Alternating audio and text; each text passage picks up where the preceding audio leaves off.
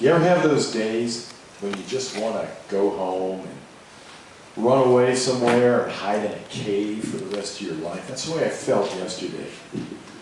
The day starts out fine. I put on a nice shirt, I got a tie, I walk into the office, and there's my boss. His name's Jim Smith, and he's from Ohio. I don't know if you've ever been around people from Ohio. I go into his office, he's like, Duncan, I want you to come here. We need to talk about your job today. We got hundreds of Japanese firms. They're screaming for English teachers. American regional dialect, Duncan. You know what that means? No, what's it mean, Jim? That means these Japanese companies have bought factories all over the American South, Tennessee, Louisiana, Mississippi. And they send their engineers there and they don't know what in the hell those locals are talking about. Duncan, you got to hire some good people because they're counting on us. Okay, Jim. Duncan, you've been doing a really good job the last 5-6 weeks. Get in there and get me some good people.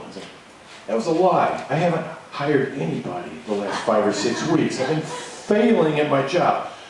I go into my office, and there on my desk is a schedule, and I'm looking at it, and it's like, the phone rings. I'm going, oh God, I gotta talk to this guy.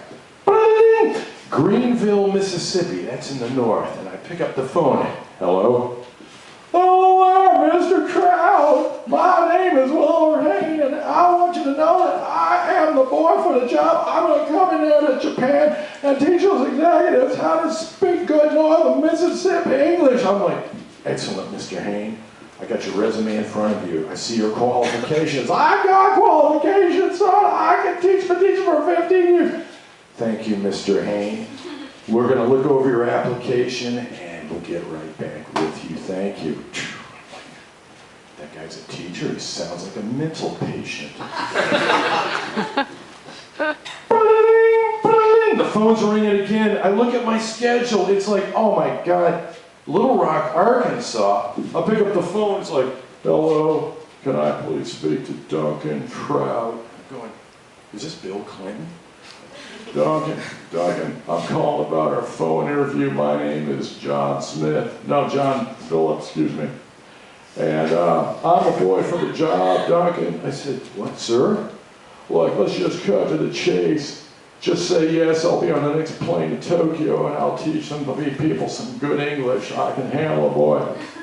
There's no reason. I said, Mr. Smithson, we've got a procedure. I've got to look over your stuff. Make an informed. I understand you got to make an informed decision, Duncan. I know this is not something you want to jump into. I'll save you a lot of time, though. I'm your boy. You know I am. I'm like, thank you for calling me, John. We'll get back in touch. I appreciate it.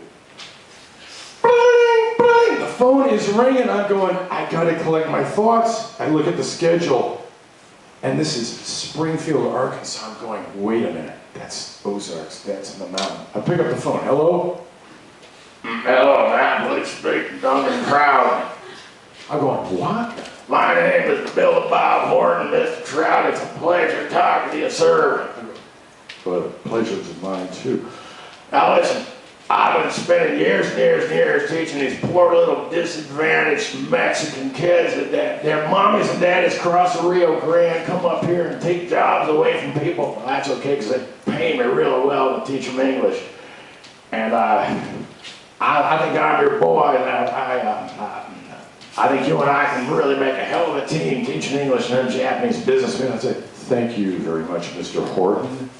We'll get back with you. I'll review the text. I hung up the phone. It's like, I got to get out of here. These people are on drugs. They sound like idiots.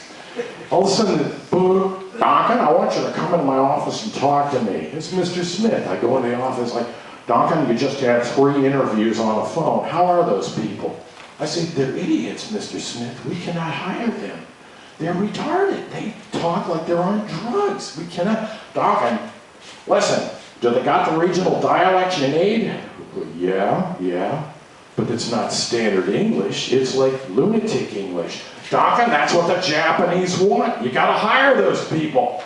I want you to get back on the phone, call them up, hire every single one of them.